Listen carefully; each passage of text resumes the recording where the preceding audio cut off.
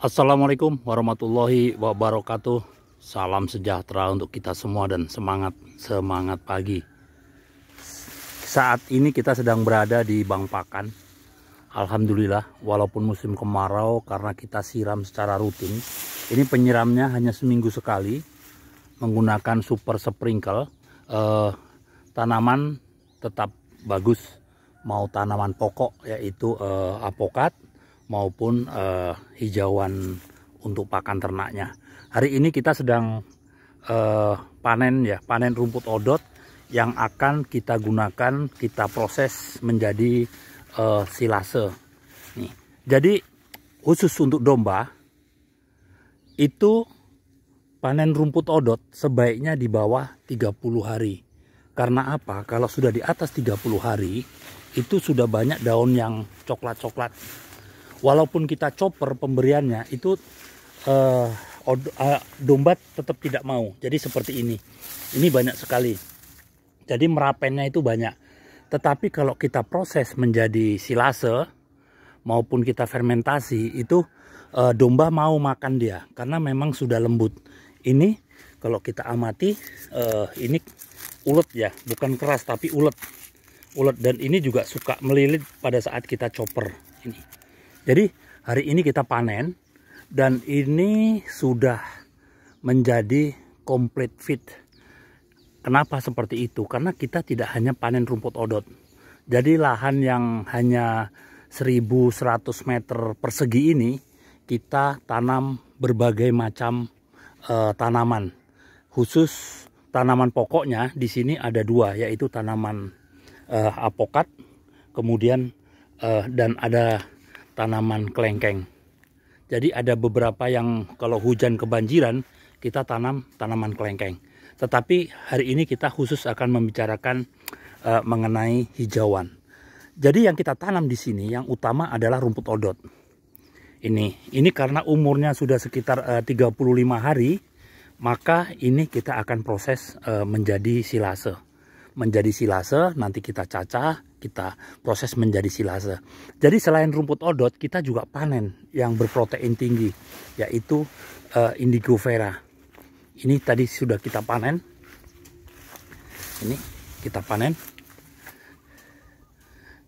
Ini hasil panenannya. Nah, ini adalah indigo vera. Jadi ada sumber seratnya dan ada sumber proteinnya di sini. Ini selain itu juga ada tanaman jambu. Ini dulu bekas kebun jambu.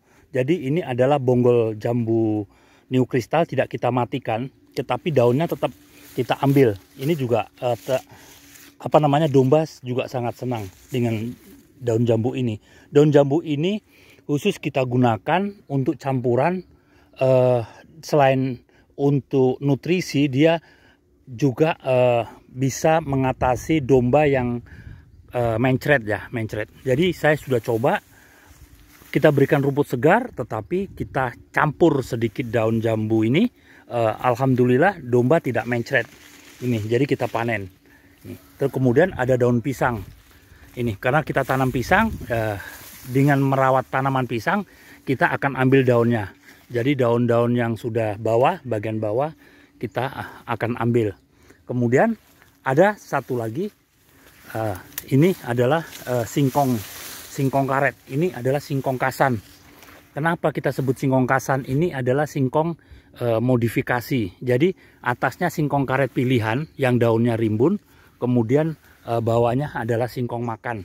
Kalau kita amati ini bonggolnya sudah besar dan kita akan amati ini umbinya juga sudah kelihatan, sudah nampak. Ini nanti setelah 1 tahun atau lebih pada saat kita dibutuhkan kita bisa cabut, kemudian kita bisa konsumsi. Sementara daunnya kita bisa untuk pakan ternak. Jadi seperti ini. Nah ini daunnya kita ambil untuk pakan ternak. Ini posisi singkong karet. Dan juga ada satu lagi tanaman yang juga kita tanam di Bang Pakan ini yang sangat bermanfaat, yang biasanya digunakan untuk mengobati domba, orang maupun domba yang kena gembung. kita tahu bahwa gembung atau angin ya di ternak, terutama di domba itu bisa menyebabkan kematian selain mencret, yaitu daun sambung nyawa. Ini adalah daun sambung nyawa. Jadi kita tanam, dan pada saat kita memproses, pada saat saya panen, itu selalu saya selipkan ada beberapa cabang sambung nyawa yang memang kita tanam ini, dan kita panen, kemudian kita berikan. Pada saat kita mengolah silase, ini juga daun ini kita masukkan, jadi nanti ini kita akan panen. Jadi dengan tanaman hijauan yang komplit, maka gizi daripada domba, kebutuhan gizi akan domba itu bisa terpenuhi. Jadi di sini juga ada legum, walaupun tidak banyak ini. Kemudian ada rumput-rumput liar, kita tidak berantas, tetap kita pelihara, dan pada saat kita ngarit, pada saat kita panen, kita ikutkan ini. Jadi seperti ini. Jadi tanaman pokok, klengkeng maupun apokat bisa tumbuh. Ini untuk jangka panjang, 2-3 tahun baru produksi. Dan untuk jangka pendek adalah hijauan ternak yang kita gunakan untuk mencukupi kebutuhan ternak akan makanan. Seperti ini. Dan ini alhamdulillah, puji Tuhan, ini tanaman cukup subur. Karena kuncinya adalah di perawatan. Satu, di air, kedua di pupuk. Banyak teman-teman yang mengatakan bahwa kalau tanaman dekat dengan rumput odot maka pertumbuhannya tidak bagus. Itu ada benarnya, karena rumput odot itu menyerap unsur hara sangat banyak sekali, sehingga tanaman pokok bisa kalah. Tetapi kalau penyiraman dan pemupukannya terjaga bagus, maka tanaman pokok juga akan terjaga seperti ini. Ini belum ada 1 tahun, tanaman apokat, ini apokat jenis peluang. Ini sudah tingginya hampir 2 meter. Hampir 2 meter. Ini cukup bagus. Ini kalau kita amati. Nah, ini tanaman apokat.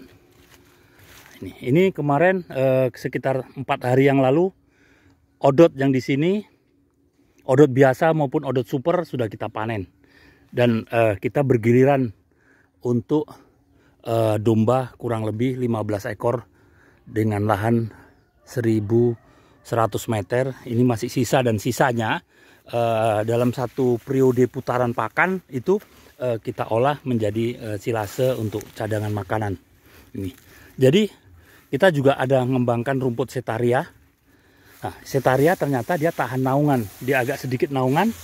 Ini cukup bagus, masih tumbuh cukup bagus. Ini adalah rumput setaria. Dan kalau odot yang dipanen langsung dan diberikan, tidak diolah dulu menjadi silase, maka sebaiknya odot dipanen di bawah umur 30 hari. Jadi seperti ini. Mungkin tapi kadar airnya memang masih tinggi, tetapi pada saat kita berikan itu habis, tidak tersisa, karena tidak ada seresa-seresa daunnya yang sudah coklat.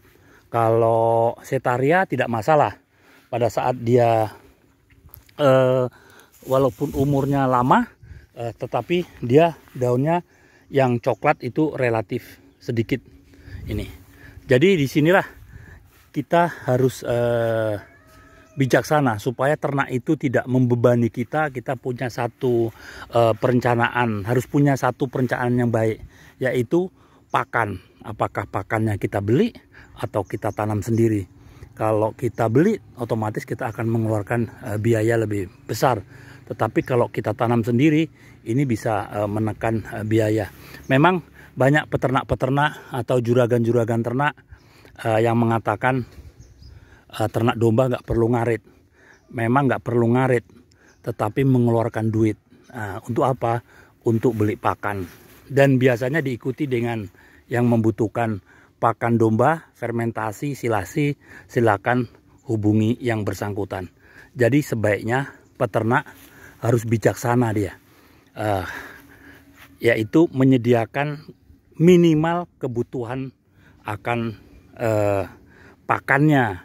Seandainya kita beli, kita hanya membeli pakan-pakan yang memang kita tidak bisa produksi sendiri.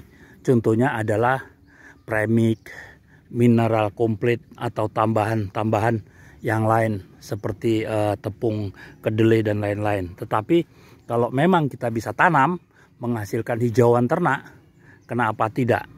Kalau semuanya harus beli, contohnya cacingan, kita harus beli obat cacing, kemudian gembung, kita harus beli obat gembung, dan lain-lain,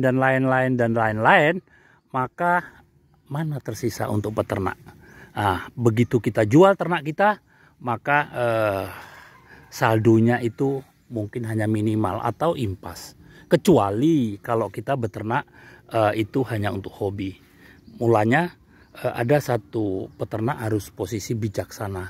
Dalam arti kita bisa beternak seminimal mungkin kita mengeluarkan biaya untuk pemeliharaan dan perawatan ternak kita. Jadi kebutuhan protein bisa dipenuhi oleh Indigofera. Ini kita tahu Indigofera, seratnya kita penuhi dari hijauan yang kita tanam. Kemudian karbohidratnya kita bisa penuhi dari dedak, dari hasil penggilingan padi kita, seperti itu. Jadi kita bisa memaksimalkan ternak kita untuk mendapatkan selisih yang lebih besar. Jadi memang gampang kalau semuanya beli.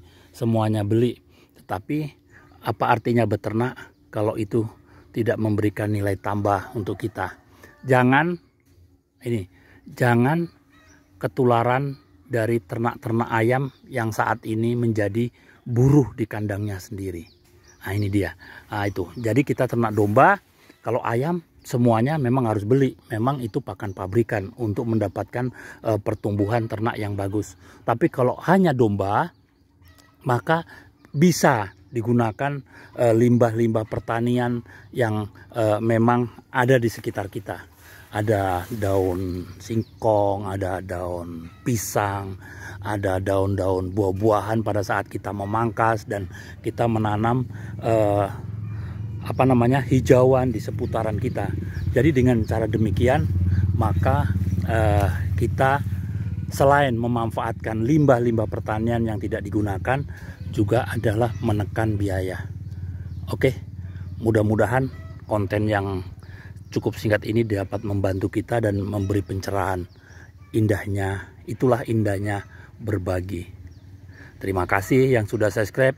Yang belum subscribe, tolong subscribe-nya untuk membangun channel ini. Terima kasih. Gria Kebun, September 2023.